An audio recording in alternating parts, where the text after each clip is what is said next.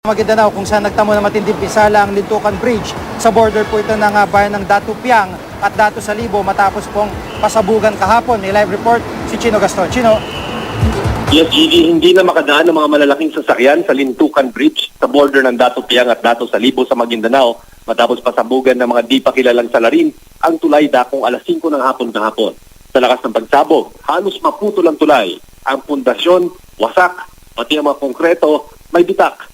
May mga bakas din sa gitnang bahagi ng tulay na dati na itong pinasabugan pero hindi nakalikha ng matinding pinsala. Todo bantay ngayon ang mga sundalo ngayon sa lugar.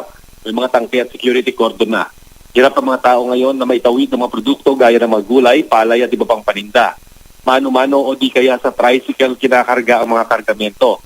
Kilalang area ng Bangsamoro Islamic Freedom Movement o BISM ni Amerin Umbracato ang lugar.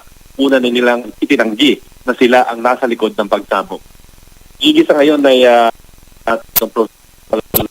director ng Maguindanao na si Colonel Rodelio Hoxon at sinabing bukod dun sa kanilang pagbabantay ngayon ay isinuri na rin nila yung inalim na rin sa pagsusuri yung lugar na kung saan nangyari yung pagsabog para malaman kung anong uri ng bomba ang ginabit dito.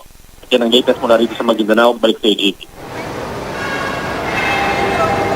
Maraming salamat, Chino Gaston, at ingat kayo dyan.